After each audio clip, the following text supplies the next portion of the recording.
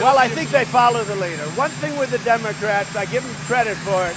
A lot of them don't want it. You know that. You interview them. A lot of them are in, they call them Trump districts, where I won, and then they won after when I wasn't running. But I'm going to win them big.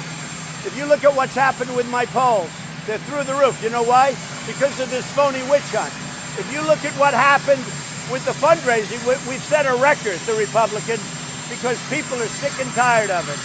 I got a call the other night from pastors, the biggest pastors, evangelical Christians. They said, we have never seen our religion or any religion so electrified. They say they've never seen anything like it. Churches are joining, hundreds of thousands of people.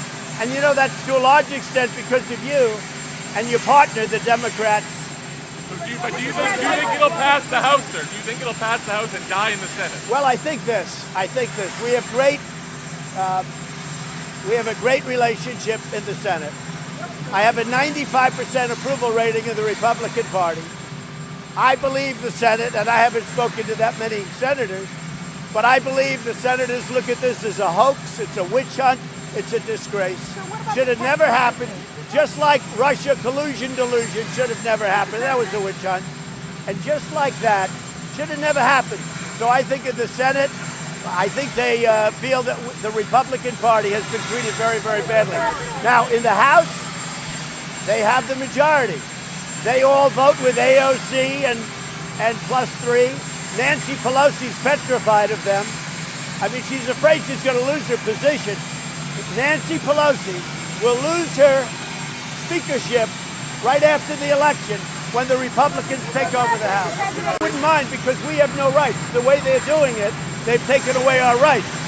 So if they proceed, and you know, they'll just get their people, they're all in line, because even though many of them don't want to vote, they have no choice. They have to follow their leadership.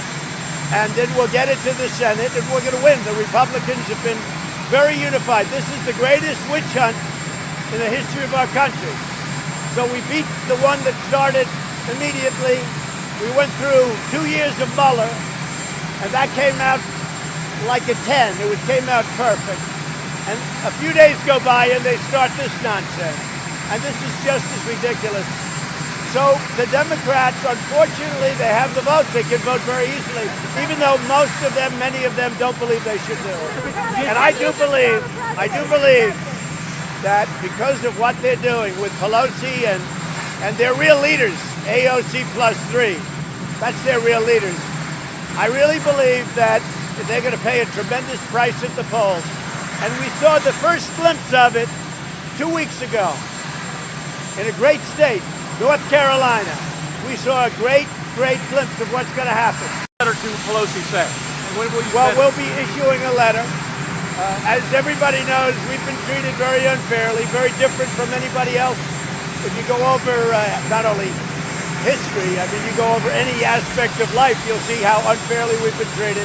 We've done a fantastic job. Everything to me is about corruption. We want to find out what happened with 2016, and as you know, there's a lot of work going on in that. I don't care about Biden's campaign, but I do care about corruption. His campaign, that's up to him.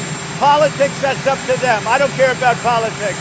Politics, as I think I made clear, and yesterday somebody asked me a question, and I gave an answer, but always in the form of corruption. What I want to do, and I think I have an obligation to do it, probably a duty to do it, corruption. We are looking for corruption. When you look at what Biden and his son did, and when you look at other people, what they've done, and I believe there was tremendous corruption with Biden, but I think there was beyond corruption, having to do with the 2016 campaign and what these lowlifes did to so many people, to hurt so many people in the Trump campaign, which was successful despite all of the fighting us. I mean, despite all of the unfairness. So we are looking at corruption. We're not looking at politics. We're looking at corruption. What did you say to the Chinese about the virus, sir? I don't know. Somebody said that a long time ago. Was that in 2017? I don't know. You'd have to tell me when.